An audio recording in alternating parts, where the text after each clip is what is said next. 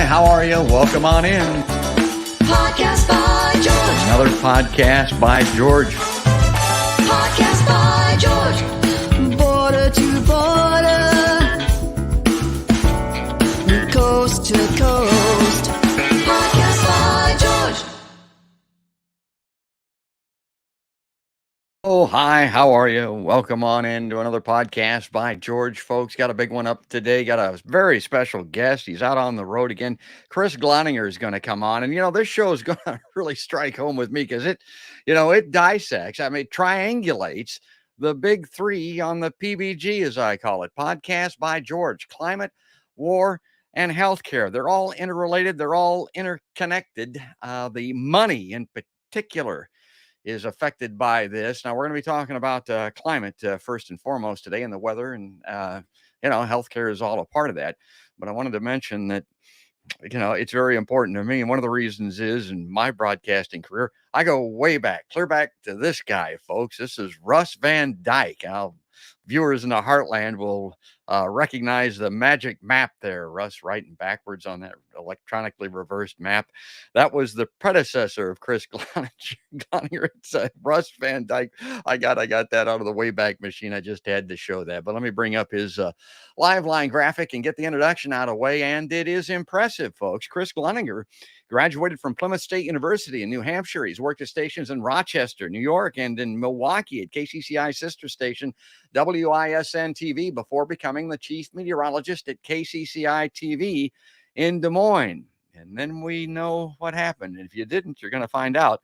He serves on the American Meteorological Society Certification Board, where he evaluates weather forecasters from across the country. Gloninger has won 3 regional Emmy Awards, and in 2018 earned a Master of Science in Emergency Management from Millersville University in Pennsylvania. And we were delighted and honored in a lot of respects just to have him here in the heartland.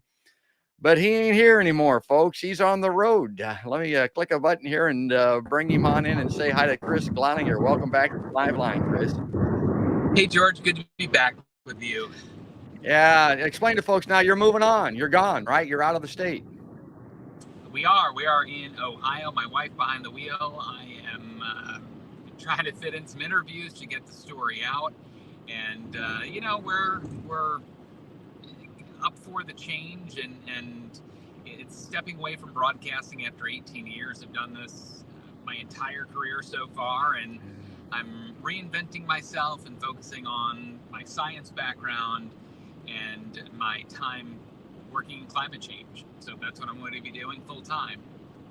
Well, we talk about it a lot on my show, so I'm thinking this is not the end. It may be the beginning of the end. I may be calling on you a lot, but I wanted to background this a little bit very briefly here for people, they're joining in. I think everybody knows the story, but maybe it bears explanation. Let's go to your Twitter feed here to background this. Starting off with a quick goodbye, more later. I'll be focusing on my health, family, and combating the climate crisis. This was the first notice that a lot of people got that something was up with Chris Gloninger at KCCI. 18 years, as he mentioned, 7 stations, 5 states. I am bidding farewell to TV to embark on a new journey dedicated to helping solve the climate crisis. Now, this highlighting is mine, Chris. I wanted to ask you about a couple of things here. You mentioned briefly there, but this is a farewell to an industry, to a television, to something you're very good at, something that you won all these awards. I mean, you're kind of a rock star when it comes to this business, but you're having to leave it all behind. Man, that's got to be hard. That's got to be tough. It is hard. I mean, this goes beyond that. It's a dream I had since I was in 2nd grade to be a meteorologist, and to hang that up is difficult. It isn't an easy decision at all. I did a lot of soul searching and reflecting over the last 6 months, and ultimately came up with the decision that I needed a break. And it allows us to take care of family, but allows me to work full time in climate, which is something that I actually wanted to do even before taking the job at KCCI. That was something I was thinking about for quite a while. Yeah, and I want to talk a little bit about that northeastern Boston connection and what happened here in the state of Iowa. Because I mean, this was a real head snapper. This was a shocker, folks. And I want to just work through the Twitter feed here very quickly. Again, backgrounding this dedicated to helping solve the climate crisis. Okay, this is important because what you had been doing previously was what I call walking the walk. I mean, and that's why I had you on my show before. I mean, you're the only, on-air talent doing weather that I've had on Podcast by George, but it was because you were connecting the dots with climate. I mean, you walked the walk on television. Walk the walk. Now, the walking part of this is going to be actually rolling up your sleeves and getting involved and trying to do something that nobody's doing right now, which is solving the climate crisis. Tell us that part of it. Right. I do have a background in the science, and my degree is in atmospheric and climate science.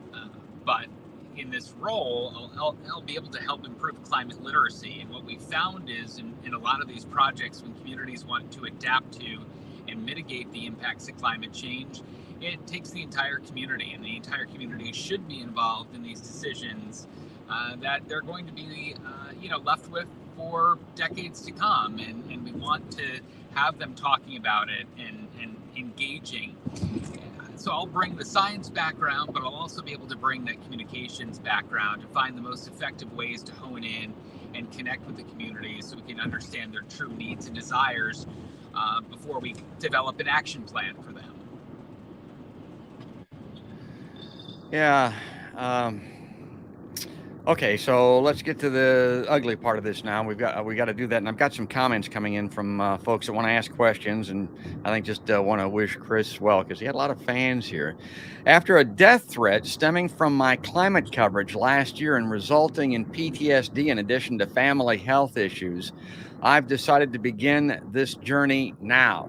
Okay, this is something that I understood just even with my limited time, in broadcasting. The PTSD part of this, people would say, well, what's that all about? Well, if you're on the air and you're away from home and people know where you're at every minute of every day, it seems like, as you've got a schedule and you're live and that type of thing, it's kind of like somebody's looking over your shoulder. I mean, to me, that could be a real big part of the issue or the struggles that you've had here.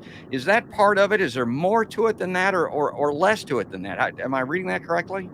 No, yeah. I mean, you're always accessible to people.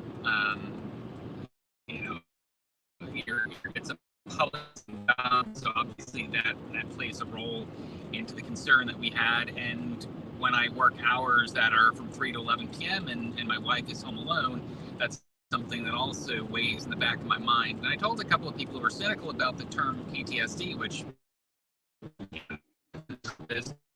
knows me that I was a firefighter. You see some pretty terrible things. There were surprising events. There were some really sad that I had. Yeah, I'm getting some interconnectivity issues here. Yeah. Okay, it's back. Yeah. Hear me, George?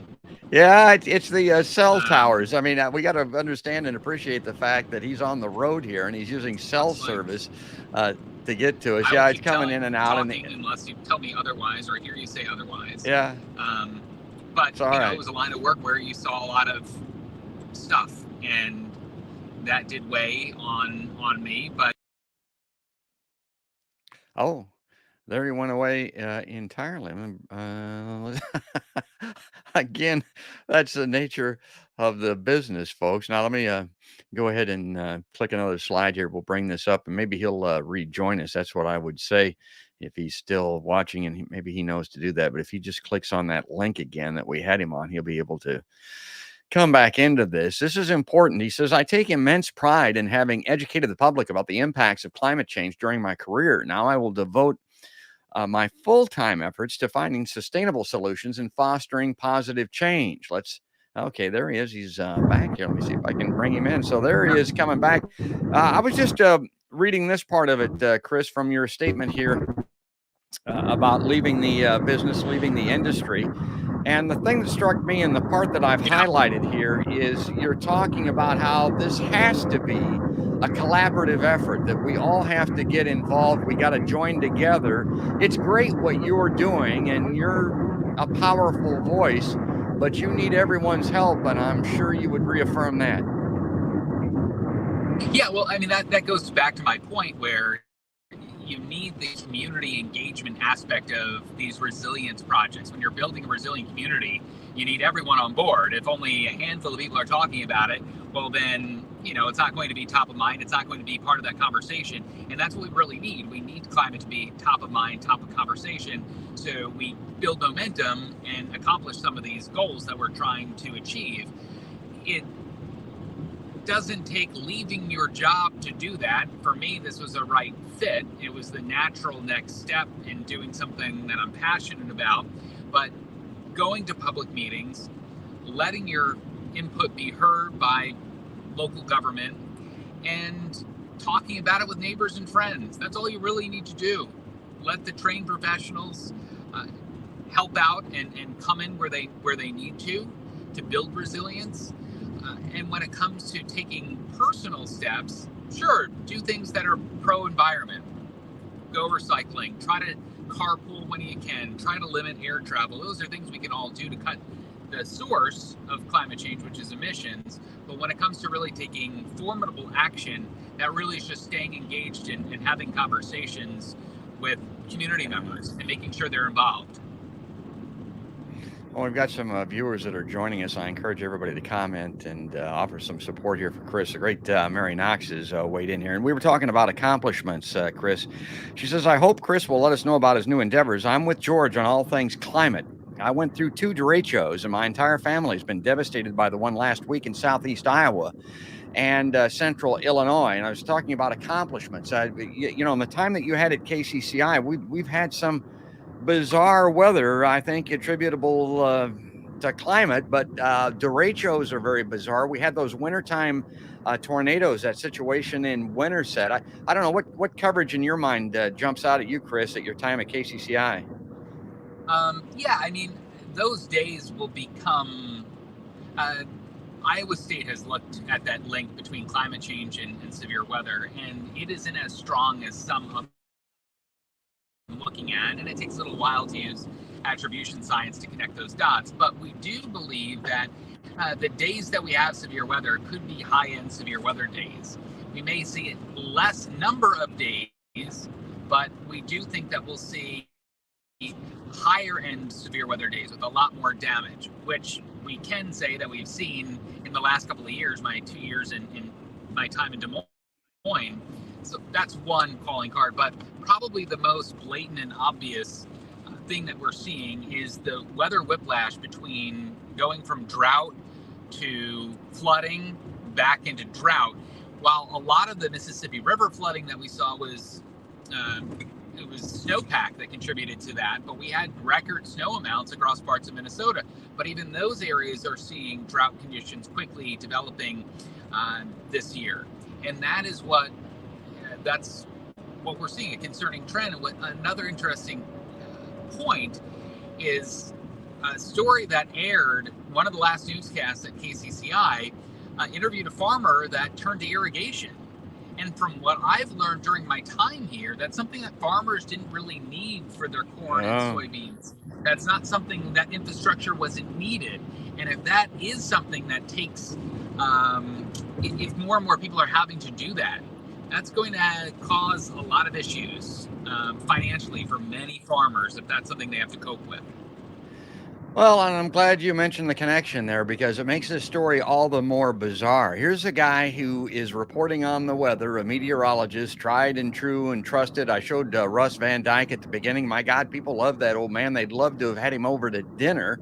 And Chris gets his life threatened, for God's sake, in a state. And I just saw this interview with you on MSNBC, Chris, and you made a very important point here of the significance of weather in Iowa when it comes to our GDP and when it comes to something that we should be rightfully proud of and maybe talking more about, which is wind power. Talk about that a little bit. It's funny because you think that the EV infrastructure in the state would be everywhere, widely, readily available, because we're truly powering vehicles that are EV in this state with renewable energy. 64% of the grid, maybe 65% of the grid was powered by wind, and that's a success story. There are a lot of states that want to get there, a lot of progressive states that aren't even at those levels. And that's bringing reduced energy costs. It helps supplement farmers when they're having a bad season, when there is drought, when there is a hailstorm or derecho. It's that supplemental income with that land lease, with the turbines. So I would think it would have been embraced more than it is, and seen as an opportunity. And when you can transmit that energy to neighboring states eventually, and that capability gets cheaper, I can only see it growing and being a bigger part of the economy. So it just left me scratching my head, and it kind of shows how the polarized issue has polluted such a good thing. And we just need to, I said yesterday, I wrapped up my interview with Joy Reid and said the thing that we can also all do is vote. Okay. So, let me bring, because I've got these excerpts from to get to this political thing. That also goes a little bit to what you were talking about on MSNBC. This person that was charged and fined for threatening you said, getting sick and tired of your liberal conspiracy theory on the weather, climate changes every day. Always has, always will. You're pushing nothing but a Biden hoax. Go back to where you came from. The reason I highlighted that was like, my God, I don't know what this guy, where he's been, but they've been talking about the climate change and climate catastrophe for decades, literally. It's hardly connected to Joe Biden. I mean, that was a head scratcher for me. But then you said something on MSNBC that I found interesting, kind of the Rosetta Stone for this, or the benchmark. And you mentioned that it goes back to 2016. And I thought to myself, okay, 2016. I mean, first of all, Hillary Clinton broke the Republicans' mind. And then secondly, Donald Trump broke the Democrats' mind. And everything got weird after that. And it continues to be high on the weirdo scale. I mean, is that what you were talking about going back to 2016 or something else? That's exactly it. And that presidency obviously came with a lot of polarization and broke apart a lot of families and friendships in the process, which is really sad. But there was a book, The Art of Winning Every Argument, and it's by a host of another host on MSNBC. I'm just blanking on his name right now. And they had a whole chapter on the strategy of just spewing so much BS that for journalists to keep up with it, it's impossible to fact check it all. So when you spew enough of it, there's just no point in keeping up. And when you have a base that is so they do anything for him, of course it's going to resonate with them, and they take it as the word of the Bible. I mean, as important as that. And we're seeing a time when ideology and beliefs are taken into consideration and fact-based science. I mean, as a scientist, that just kind of blows my mind. Somebody said that the founder of the Weather Channel called it a hoax. And I said, well, the founder of the Weather Channel, John Coleman, innovative guy who came up with a life-saving television platform for severe weather, especially, had no background in meteorology at all. So that would be the equivalent of hanging your hat on your mechanic talking about your recent heart attack and saying, well, my mechanic didn't say I had a heart attack, so it's fine. Don't worry about it. I mean, like, you don't really need to do deep dives to figure out that a lot of these arguments trying to contradict climate science are by people who don't have a background in it, are people that are working for the Heartland Institute, for example. There's a meteorologist that works for them, and he's opponent of climate science.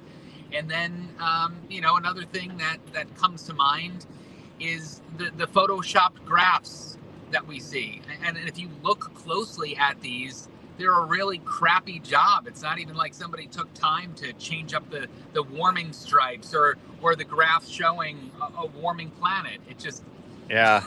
at least do better. I know one guy who got caught at that a couple of years ago, Jordan Peterson. He's very popular with a certain demographic, but he had graphs and charts that, let's say, had been slightly altered or modified. Well, I've got a chart here that I brought up, and I didn't Photoshop this per se exactly, but I did do a little scrawling on this because I saw this on your Twitter feed. I know this jumped out at you. Some of these things, again, are head snappers, folks, and this chart is one of those. Explain what we're looking at here, Chris. Global temperature average, and what's a couple of things about this graphic. We are entering into El Nino. Now, El Nino is a pattern where a lot of the northern hemisphere will be warmer than average. So we expected this. We expected that this would likely be in the top 3 warmest years on record globally. And is this climate change? Yes, but you also have to take into account it is El Nino as well, kind of boosting the impacts of climate change, so to speak. So it's just making them even more extreme. But what you're looking at are 3 days that were the warmest days in recorded history. Records have gone back since the 1900s, but you may have heard the headline that this was the warmest day in 125,000 years. And for somebody that doesn't believe in science, that just blows their mind, and they think that you're spewing BS. But it's in a snapshot of the atmosphere that is through ice core samples, ocean sediment, and that gives scientists the atmospheric makeup of what the atmosphere was like back over 100,000 years ago. And with that data, you can determine what the temperature was globally, which is fascinating to think about. But it just fitting. I wasn't planning my last week on air at KCCI to happen to be the hottest week on, globally, but here we are, and that is the well above the curve. Another point is a lot of those other years that are in the top 10 were years in August. So a couple of concerning trends to add to already the concerns we mentioned. We may see our hottest days ahead this summer, and we just got into an El Nino year, which means when we establish an El Nino year, maybe next year, for example, it's going to be a hell of a lot hotter. I think we may convert a lot of skeptics in this process, because I think people will see a lot more extremes in the next 18 months to 24 months. Let me bring this next image up. This one jumped out at me even before I decided was lucky enough to get you on the show. The North Atlantic is experiencing a totally unprecedented marine heat wave. Now, a couple of things about this. Number one, you're dialed into this because folks got to remember, you came out of the Boston area. I mean, there are livelihoods and industries, millions of people that live off of the Atlantic, folks, and the Atlantic waters are warming dramatically. And I remember when they were talking about, 3 or 4 degrees being catastrophic. I think if I remember correctly, this article says in some parts of the North Atlantic, it's up 9 degrees. I mean, this is unbelievable, not only unprecedented, but it's kind of hard to get your head around. I wanted to ask you also about the Boston connection when it comes to Iowa. I got to tell you something. Boston is known for its, really bare knuckle politics. I mean, they got some wild people out there, folks, particularly on the right side when it comes to politics. I'm thinking of Bill O'Reilly came out of there and stuff like that. Well, here's this guy comes out of Boston. I'm talking about Chris Gloninger, comes to the, Iowa nice state. And look what happens in Iowa. Did that part of it occur to you, Chris? Did that shock you at all, what you ran into here? No, I didn't. And look, to your point, I mean, we had a Republican governor during the entire time there. This isn't just a granola super liberal state. There are a lot of conservatives there, but we're seeing the impacts visually a lot more than we saw in Iowa.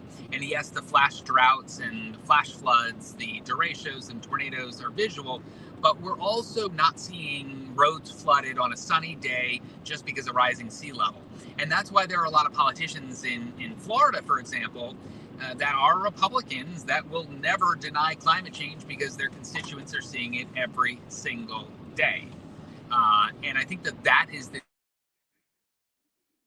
isn't necessarily the difference in politics. It's the difference in the visuals that we're seeing. And it just happens to be the coasts currently are the most visual place for climate change. Well, I promised Chris we'd hold this to half an hour. I don't want to run too long here because, again, he's in the car and the cell service isn't the great. But I wanted to take a look ahead here. And Channing Dutton wasn't able to join us on the show. But one of the things he wanted to get was kind of your feel or your sense. We've talked about where we're at, but do you have where are we going? I mean, that's what he was asking about. What's your sense of what's to come here near term? I think, again, the 18 to 24 month mark is going to be pretty extreme. We may settle back if we get into another La Nina pattern, and I hope people don't become complacent at that point. But I'm hopeful that these extremes will bring about more positive change.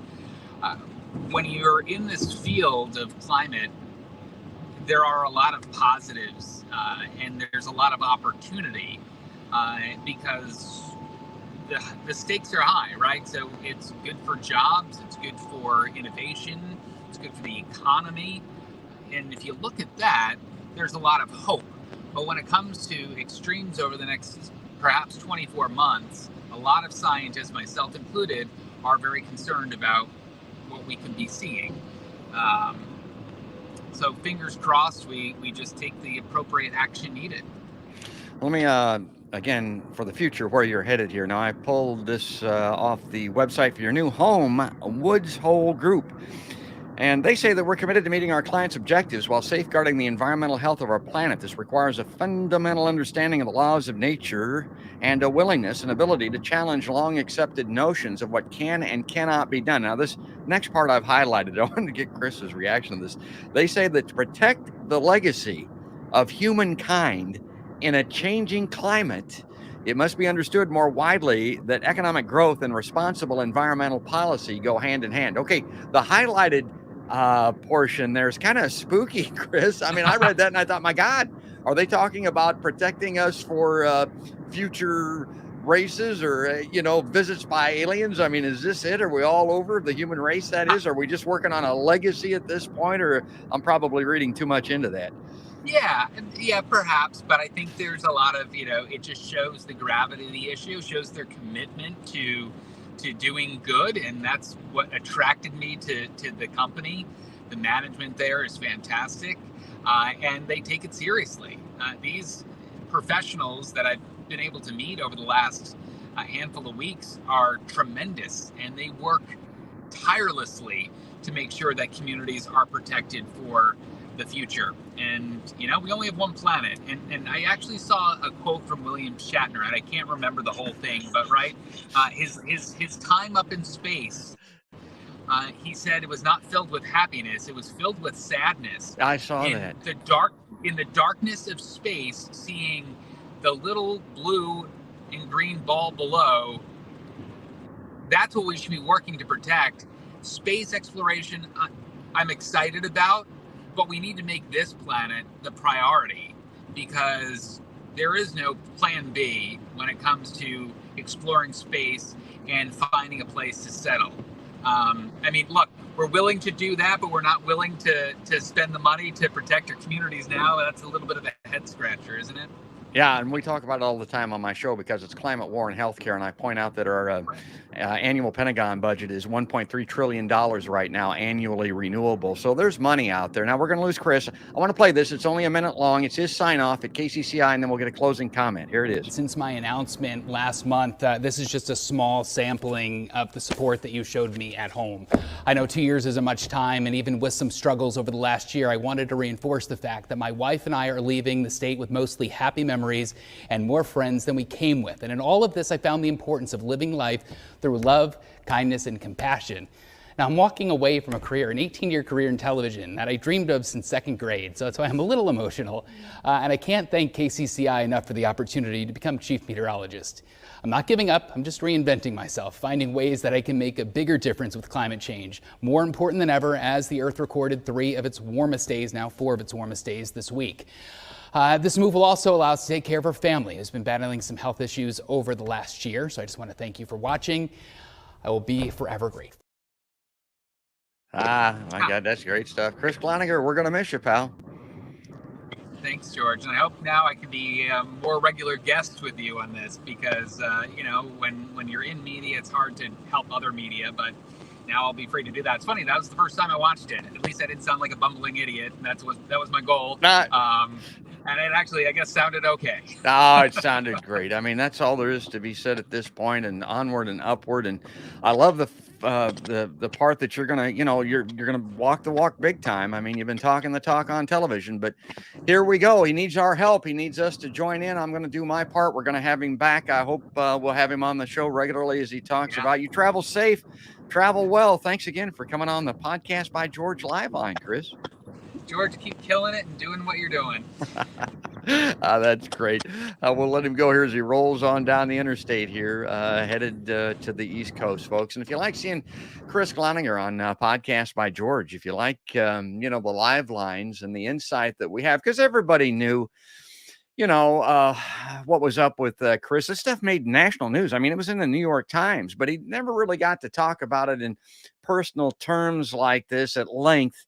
Like he does even on MSNBC. I mean, that was a very short, because they do things short form. Well, Podcast by George is a little bit more long form, and you can get us on Facebook and YouTube. That's where the live streams, the video is, and go to podcastbygeorge.com and subscribe, and particularly on YouTube. Just don't subscribe. Give us a thumbs up, leave a comment, leave the notification bell, and then, of course, share this thing. I mean, that's how it gets out and about, and that helps beat the dreaded algorithm that you hear everybody talk about. And if you just like the audio, you just want to hear these shows while you're out biking or in your car like Chris Gloninger, go to Podcast by George and subscribe to iTunes, Spotify, the iHeartRadio app, all of the places where podcasts are heard in audio. But that's going to do it, folks.